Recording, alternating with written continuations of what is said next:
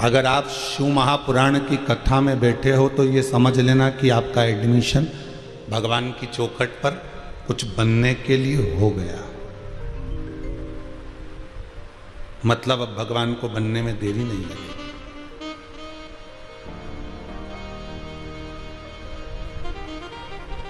भगवान के मंदिर में कभी जाते होगे आप लोग भी, और भगवान के मंदिर में जब जाते होगे तो भगवान को जब हाथ जोड़ते हो तो हाथ जोड़ने का मतलब क्या है? ये दोनों हाथ क्यों जोड़े जाते हैं? भगवान के सामने पहुंचकर इन हाथों को क्यों जोड़ा जाता है? इन हाथों को जोड़ने का क्रम क्या है? इन हाथों को किस लिए जोड़ा जाता है? क्या कारण है इनको हाथों को जोड़ने का? काम क्या, कारण क्या है, क्या क्रम है इसका, किस लिए? शिव महापुराण की कथा कहती है कि जब हम हाथ जोड़ते हैं और ये मन है ना, जो आत्मा है, इसके भीतर परमात्मा है। ये आत्मा के भीतर परमात्मा है, ये मन के अंदर भगवान समाया है। जब हम हाथ जोड़ते हैं तो ये हाथ नहीं रहता, ये माइक है। हाथ क्या? माइक। और हम भगवान के सामने जब कुछ कहते हैं तो ये माइक के द्वारा कुछ तरंगे इस आत्मा तक चली जाती है।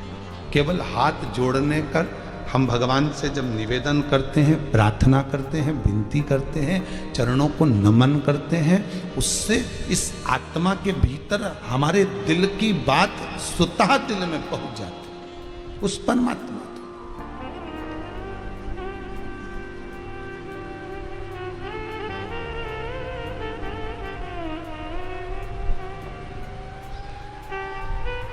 स्वयं दिल की बात उस परमात्मा तक पहुंच जाए,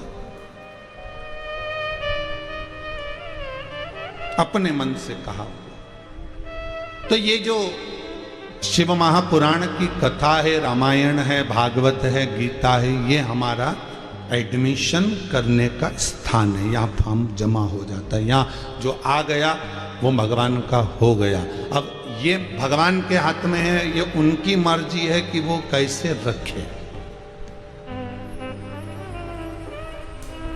ये उनके हाथ में। जैसे पहले के समय में आपने देखा होगा, पहले के समय में जब फोटो खिंचवाने जाते थे, आज के ज़माने में तो ये लाइट माइट का कोई सिस्टम नहीं रहा, अब तो हर कभी फोटो खिंच जाते हैं बिना लाइट के लिए। पर पहले के समय में जब फोटो खिंचवाने जाते थे ना, तो एक इतनी बड़ी लाइट होती थी, तो बटन दबती थी और वो लाइट खिंच धम एकदम चमक जाती, और चमक गई और इसके बाद वो जो फोटो वाला होता था ना, उठ जाओ, खिंच गए फोटो। अब तुम फोटो वाले से क्या कहते थे? लाओ हमारा फोटो दो। अरे तो कैसे दो? 2-3 दिन लगेंगे तब मिलेगा। अभी तो खिंचा है। शिव महापुराण में तुम बैठ गए मतलब फोटो खिंच गया। खिंच गया मतलब भगवान ने तुम्हें अपनी ओर खींच लिया। अब तुम बोलो कि हमने तो कथा सुनी, उसका पुण्य अभी के भी दो। तो फोटो वाला बोलता है अभी तो खींचा है, अब तो फोटो बन के आएगा। अच्छा करा होगा अच्छा फोटो आएगा, बुरा करा होगा बुरा फोटो। फोटो तो बनाने वाला अब बनाएगा, अब बैठेगा बनाने के लिए, फिर धोएगा। आजकल धुलते कि नहीं धुलते पानी वानी में? अब नहीं धुलते। हाँ, तो पहले तो धोते थे और धुल के फिर सूखते थे, और सूखने के बाद फिर उसकी कटिंग होती थी। कितनी लंबी प्रोसेस है, देखिए आप। भगवान कृष्ण के अधर पर अगर बंसी पहुंची तो कितनी लंबी प्रोसेस है। पहले वृक्ष में से कटी बांस, कटने के बाद छिला, फिर छेदा गया, फिर भगवान के अधर पर गया। और कोई पूछे बंसी तूने कौन से पुण्य करे जो भगवान के अधर पर पहुंच गई? तो बंसी के पहले मेरे जैसे कटो, फिर छिलो, फिर छेदे जाओ, उसके बाद तो भगवान के पास जाओ। अर्थात संसार में आए हो तो दुख तो झेलना पड़ेगा। ये संसार है ही किस लिए? 2 कारण से तो मनुष्य का जन्म होता है। एक कर्म का भोग भोगो और दूसरा भगवान का भजन करो। तो भजन करने से क्या होगा जब कर्म का भोग ही भोगना है? तो शिव महापुराण की कथा कहती है कि आप जब भगवान का भजन करते करते कर्म का भोग भोगोगे तो दुख नहीं होगा, कष्ट नहीं होगा।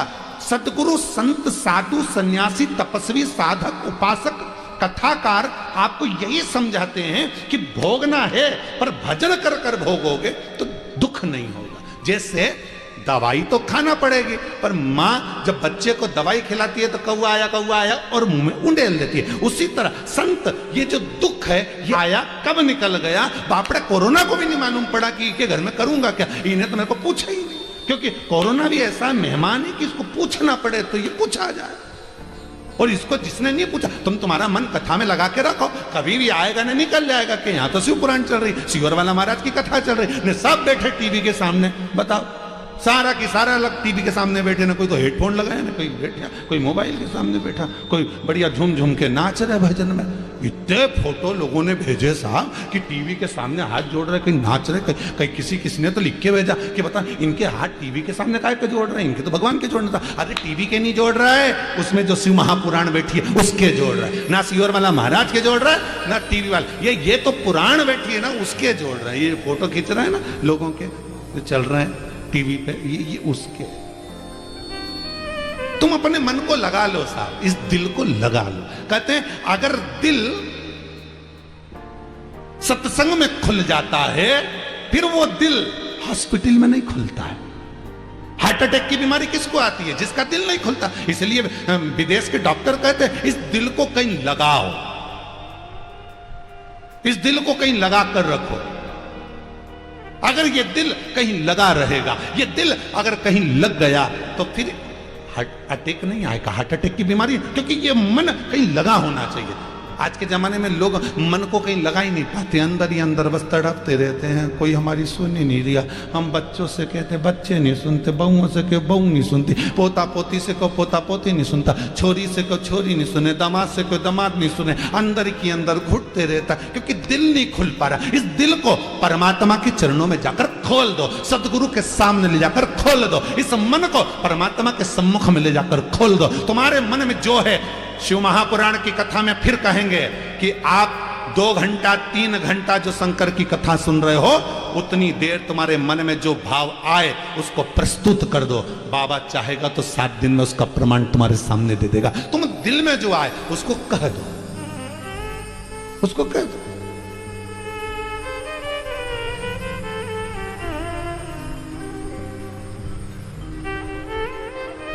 और फिर मर्जी उसकी है, वो क्या दे रहा है क्या ले रहा है, ये मन उसका है।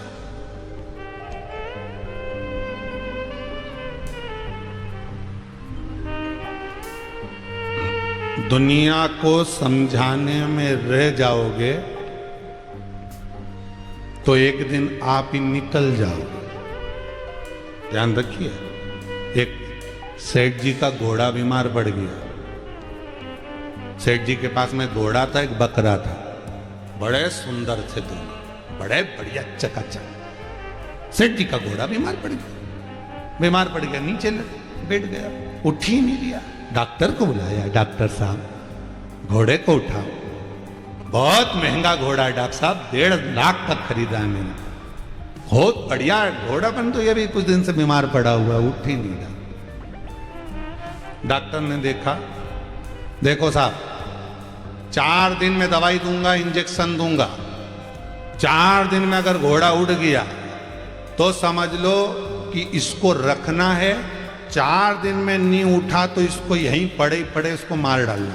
अगर ये नहीं मरेगा तो बकरे को बीमार कर देगा, इसलिए इसको उठाना जरूरी है। 4 दिन में उठा, ठीक है साहब। पहला दिन आज से चालू हो गया, इंजेक्शन लगाया, दवाई दी, चले गया डॉक्टर। बकरा उसको बहुत स्नेह करता था, दोनों साथ रहते थे, थोड़ा सा प्रेम भाव था। बकरे ने उसके कानों में आकर कहा, भाई उठ जा रे, देख आज पहला दिन हो गया, 4 दिन में उठना तेरा जरूरी है, नहीं उठेगा ना तो तू बाद में मर जाएगा, ले उठ जा, चल हिम्मत कर, उठ। घोड़ा नहीं उठा। दूसरा दिन फिर डॉक्टर आया, इंजेक्शन दिया। दूसरे दिन फिर बकरे ने कहा, देख आज दूसरा दिन हो गया रे, उठ जा, देख अभी भी मौका है, उठ जा, तू उठ जाएगा ना तो बच जाएगा। नहीं उठेगा तो चौथे दिन पांचवें दिन तेरे को एक इंजेक्शन ऐसा दिया जाएगा कि तू मर जाएगा, देख उठ जा, अभी भी मौका कर। नहीं उठा, तीसरे दिन फिर डॉक्टर आया, उसने फिर इंजेक्शन दिया, फिर दवाई दी। बकरे ने फिर उस घोड़े से कहा, ए घोड़ा उठ जा भाई, मेरी बात मान ले, तुझ में बल है, उठ तो जा। नहीं उठा, उसने तो ऐसा लग रहा है जैसे घोड़ा कानों में हेडफोन लगा के सोया, उठ ही नहीं लिया, रुई मुई लगा ली उन्हें, उठने को।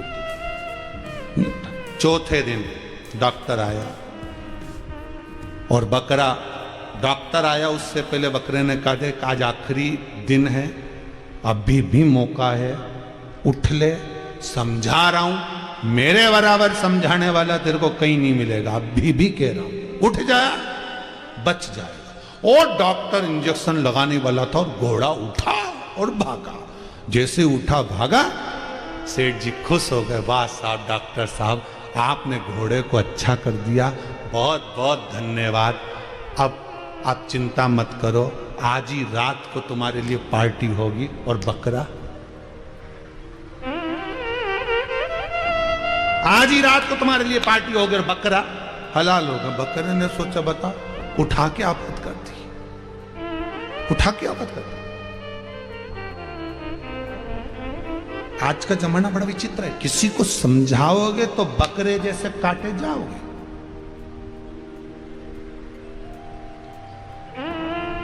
समझाना नहीं है, हमें समझना है। अरे लंकाधिपति रावण के लिए भगवान विष्णु, भगवान ब्रह्मा, इंद्रदेव, वायुदेव, जलदेव, गरुण देव, वरुण देव, सारे देवता शंकर जी के पास जाकर बोलते थे कि ये तुम्हारा चेला है रावण, तो इसको तुम समझाते क्यों नहीं हो? शंकर भगवान बोले, जो समझे उसे समझा, वो तो उल्टा हमें समझा दे। भाई समझाया भी उसको जाता है जो समझदार हो, जिसको समझ आ जाए। अब तुम किसी से कहो कि भाई समझना समझना, तो अब कोई समझे? भाई समझाया उसी को जा सकता है जो समझता।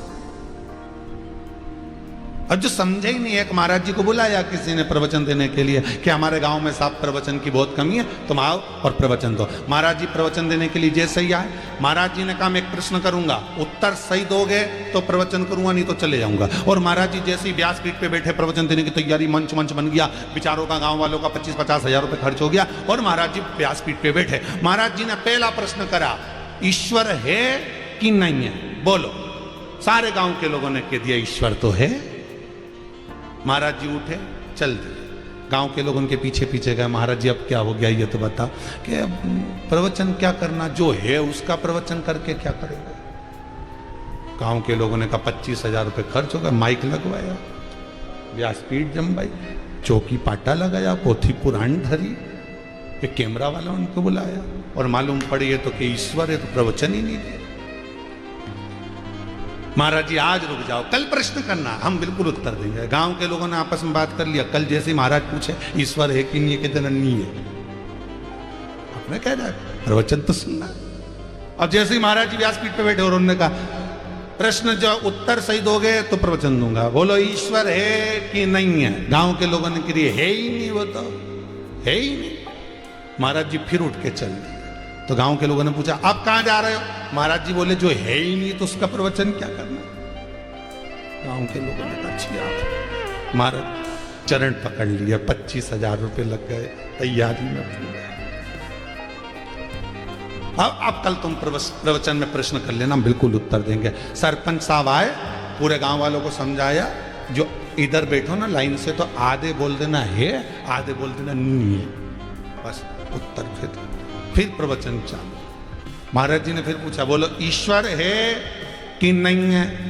इधर वाले बोल दिए है, इधर वाले बोल दिए नहीं है। महाराज जी फिर उठकर चल दिए। गांव के लोगों ने पूछा अब क्या हो गया महाराज जी बोले जिनको मालूम है वो नहीं वालों को बता देना है, प्रवचन की क्या जरूरत है। महाराज जी चल दिए। गांव के लोगों ने कहा अच्छी आफत हुई।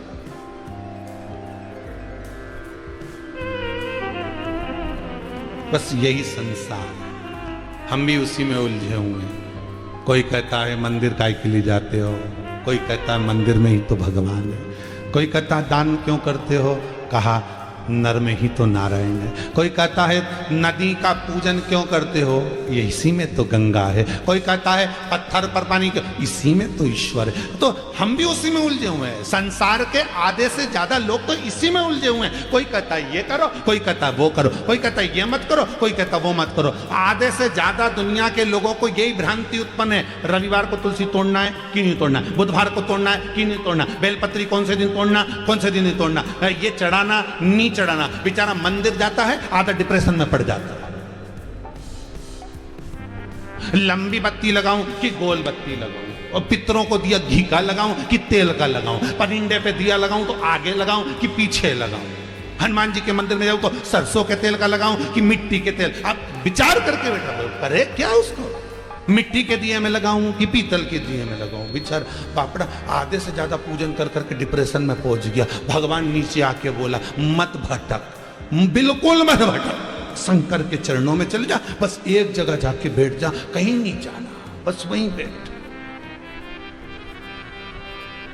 वही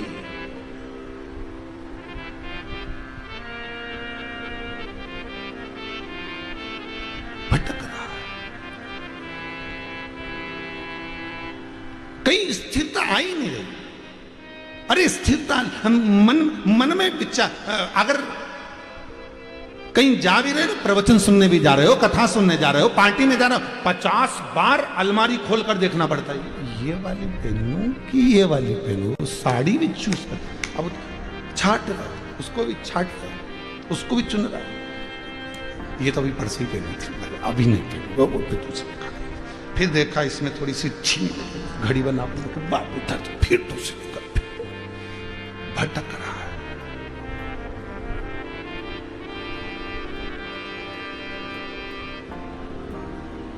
मन उलझन में पड़ा हुआ, जैसे वहां भटक रहा है ऐसी संसार सागर में भटक रहा है। मिलेगा नहीं मिलेगा, अरे फॉर्म भरा है डॉक्टरी का,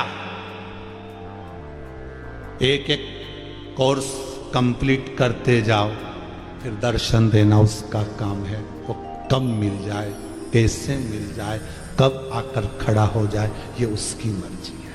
तुम तो चढ़ो सीढ़ियों,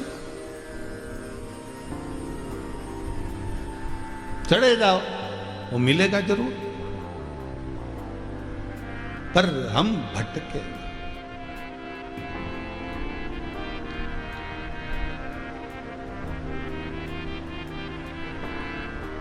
हमारा मन, हमारा चित्त, हमारी वृत्ति उस ईश्वर में लगी रहे, उस ईश्वर में। कितने जन्म देव ऋषि नारद के मां संतों के घर का भोजन बनाती थी, उस भोजन को खाती थी, झूठे भोजन को, बचे हुए भोजन को मां पाती थी, झूठे भोजन।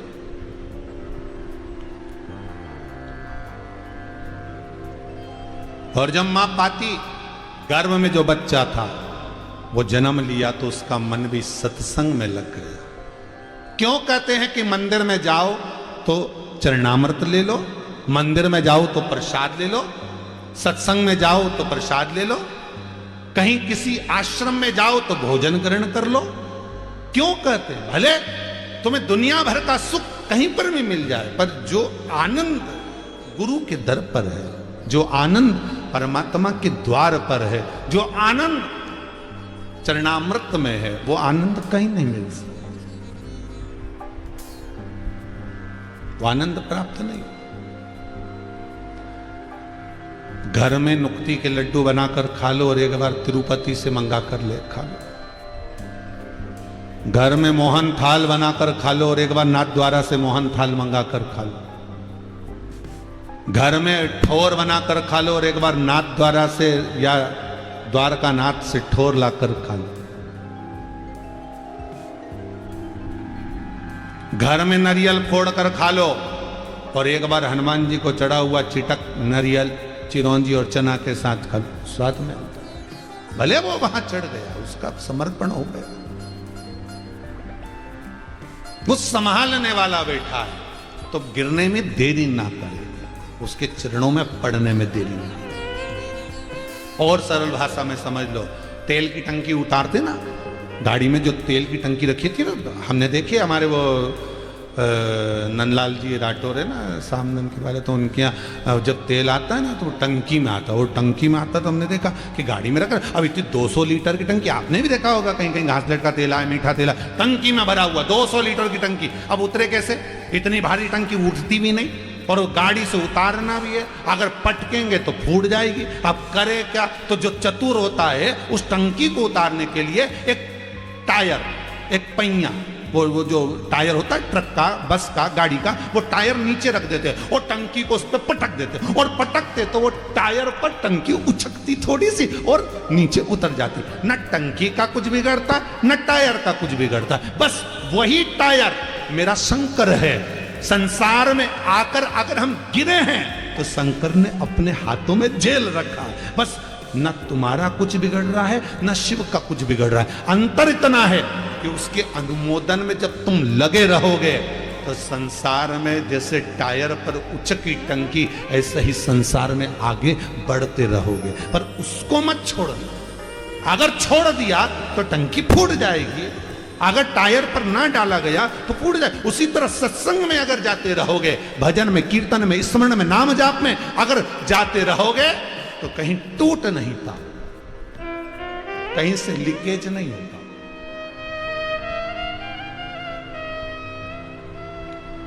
आप उसकी शरणागति में पड़े रहो।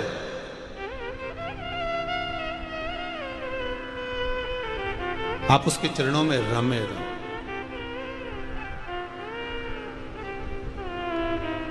और जब चरणों में रमे रहोगे तो जीवन का सुख अपने आप मिल जाएगा। देव ऋषि नारद माता के गर्भ से जन्म लिए संत स्वभावी थे।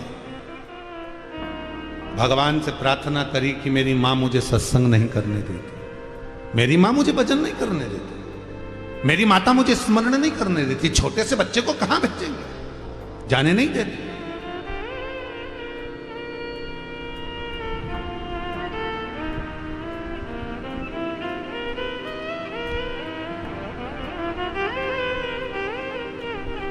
बस नारद जी ने एक दिन भगवान से प्रार्थना करी, हे प्रभु मेरी माता मेरे भजन में विघ्न डाल रही है, मुझे जाने नहीं देती, सत्संग नहीं करने देती, आप कृपा करो। एक दिन नारद जी की माता लकड़ी लेने, संविदा लेने गई थी, माता को सर्प डसा, चली गई। नारद अकेले रह गए और रोने लगे, बिलखने लगे, सेवा के क्रम में लग गए। संतों की सेवा करना, भजन करना, कीर्तन करना, स्मरण करना, लगे रहना। एक जन्म नहीं, देव ऋषि नारद के कई जन्म निकल गए साहब। यही तप, यही साधना, यही स्मरण, ये कोर्स है। 1 साल का कोर्स कंप्लीट हुआ, फिर मर गए, फिर आ गए, फिर कोर्स कम, आखिर संपूर्ण कोर्स को कंप्लीट किया। करते रहे भजन, करते रहे भजन, करते रहे भजन, नहीं छोड़ना। खाना न छोड़ा, पीना न छोड़ा, हरि भजन क्यों छोड़ दिया। जाना न छोड़ा, आना न छोड़ा, फिर सत्संग जाना क्यों छोड़ दिया। सत्संग नहीं छोड़ना, हमें भजन नहीं छोड़ना। दुनिया के लोग चाहेंगे कि आप भजन छोड़ें, दुनिया के लोग आएंगे कि आप संसार से विमुख होते चले। हमें नहीं छोड़ा। एक सेठ जी ने एक मकान बनाया, बड़ा सुंदर बंगला। गुरुजी से कहा, गुरुदेव जरा देखना आना, एक बार तो पांव रखो हमारे बंगले में, एक बार तो आओ, एक बार तो चरण रखो हमारे यहाँ। आइए गुरुदेव जरा देखो, आओ जरा। गुरुजी आए, उन्होंने देखा, वाह वाह वाह बहुत बढ़िया बना। और गुरुजी से कहा, गुरुदेव सारे दरवाजे बंद करवा दिए, सारी खिड़की बंद करवा दी, केवल एक दरवाजा खुला रखा है, केवल एक दरवाजा। गुरुजी ने कहा, इसको भी काय को खुला रखा, इसको और बंद कर दे। गुरुदेव, मर नहीं जाऊंगा, अगर दरवाजा बंद कर दूंगा तो ये तो कब्र बन जाएगा, और कब्र बन गया तो फिर तो मैं अंदर के अंदर मर जाऊंगा, फिर तो मकान का मतलब ही क्या हुआ। गुरुजी बोले, ये दरवाजा क्यों बंद। अरे गुरुजी, दरवाजे बंद रहेंगे तो फालतू का लफड़ा ही नहीं रहेगा, कौन आए कौन जाए, कहां कहां से लोग अंदर प्रवेश कर रहे हैं, ध्यान रहेगा। एक ही दरवाजा रहेगा, तो कम लोग आएंगे, ध्यान भी रहेगा। इसलिए मैं सब दूर के दरवाजे बंद कर दिए, कोई चोर नहीं आए, कोई नहीं आए, पशु पक्षी कोई ना आए, बस एक दरवाजा खुला। तो गुरुजी बोले इसको और बंद कर दे। तो क्या इसको काय को बंद करो? गुरुजी बोले तूने सारे दरवाजे इसलिए बंद करे हैं कि कोई आए ना, तो इसको और बंद कर। जब ये और बंद हो जाएगा